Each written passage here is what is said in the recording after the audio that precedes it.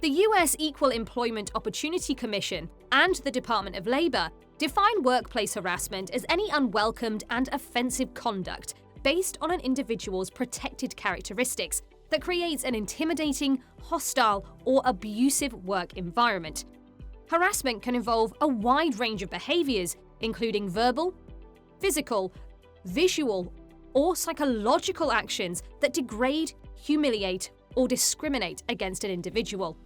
Protected groups or categories refer to characteristics that are legally protected from discrimination and harassment.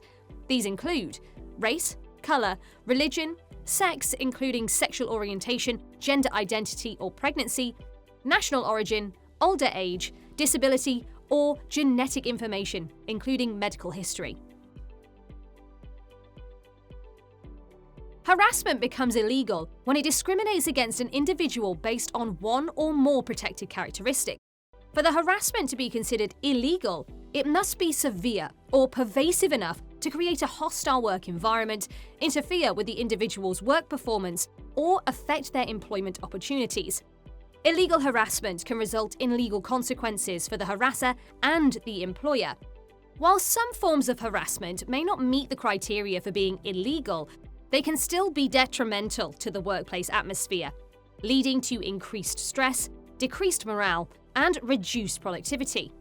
As such, we should take all forms of harassment seriously, as it can damage the overall work environment and potentially escalate to illegal harassment if not addressed.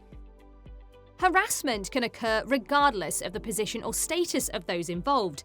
Supervisors, co-workers, job applicants, contractors, and even customers can all potentially experience or perpetuate workplace harassment.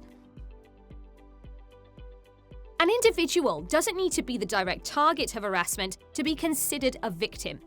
For example, suppose a group of co-workers engage in offensive jokes or discussions targeting a specific protected group, and another employee who is not a member of that targeted group overhears and feels uncomfortable or threatened.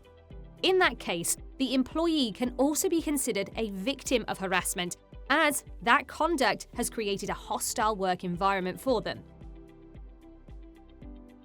To classify as harassment, there's no requirement for the victim to experience tangible economic damages, such as job loss or a demotion. Harassment is based on the creation of a hostile work environment or negative impact on an employee's well-being, even without financial consequences.